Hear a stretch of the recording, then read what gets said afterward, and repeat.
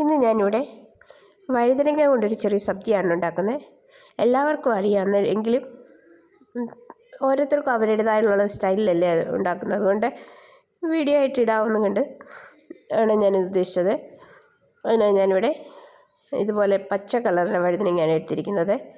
നല്ല വഴുതനങ്ങ, എളുപ്പമായിട്ടുള്ളത്, അരിയൊന്നും അധികം ഇല്ലാത്തത്.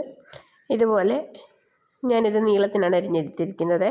പിന്നെ ഓരോരുത്തർക്കും ഓരോരോ ഇഷ്ടത്തിനനുസരിച്ച് ഓരോ ഷേപ്പിലും അരിഞ്ഞെടുക്കാം. ഇനി ഇത് അരിഞ്ഞതിന് ശേഷം ഇത് വെള്ളത്തിലൊന്നിട്ട് വെക്കണം, അതിൻ്റെ കറയൊന്ന് പോകാനായിട്ട്. പിന്നെ അത് നല്ലവണ്ണം 1-2 പ്രാവശ്യം ഒന്ന് കഴുകിയെടുത്ത് പിന്നെ നമുക്ക് കറി വെക്കാം. അതിനായി ഞാനിവിടെ ചീനച്ചട്ടി അടുപ്പിൽ വെച്ചതിന് ശേഷം എണ്ണ ഒഴിച്ച് കൊടുത്ത് എണ്ണ ചൂടായി വരുമ്പോൾ അതിലേക്ക് കടുക് ഇട്ട് കൊടുത്തിട്ടുണ്ട്. കടുക് പൊട്ടിയതിന് ശേഷം ഞാൻ ചെറുതായി അരിഞ്ഞ് വെച്ച സവാള ഉള്ളിയും അതിനോടൊപ്പം ചെറിയ ഉള്ളി കൂടി ചേർത്ത് കൊടുത്തിട്ടുണ്ട്. ഞങ്ങൾക്കിവിടെ ചെറിയ ഉള്ളി കിട്ടാറില്ല, എങ്കിലും കിട്ടിയത് ഞാനിതിനകത്ത് ചേർത്ത് കൊടുത്തിട്ടുണ്ട്. പിന്നെ അതിൻ്റെ കൂടെ തന്നെ 2-3 പച്ചമുളക് കൂടെ കീറിയിട്ട് കൊടുത്തു.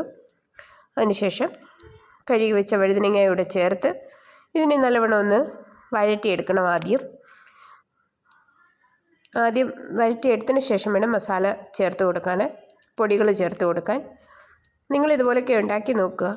പിന്നെ ഓരോരോ ഇഷ്ടത്തിനനുസരിച്ച് നമ്മളുടെ മസാലകളും പൊടികളും ഒക്കെ ചേഞ്ച് ചെയ്യാം. ഉപ്പ് ചേർത്ത് കൊടുത്തിട്ടുണ്ട്. ഉപ്പ് ചേർത്തിന് ഇത് നല്ലവണ്ണം ഒന്ന് വഴറ്റിയെടുക്കണം.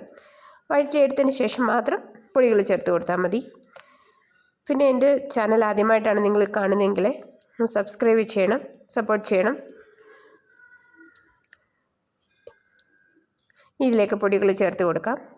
മുളക് പൊടി ചേർത്ത്, മഞ്ഞൾപ്പൊടി, ഗരം മസാല, ഞാനിവിടെ അല്പം പെരിഞ്ജീരകത്തിൻ്റെ പൊടി ചേർത്ത് കൊടുത്തു. പിന്നെ അല്പം കാശ്മീരി മുളക് പൊടി കൂടി ചേർത്ത് കൊടുത്തിട്ടുണ്ട്.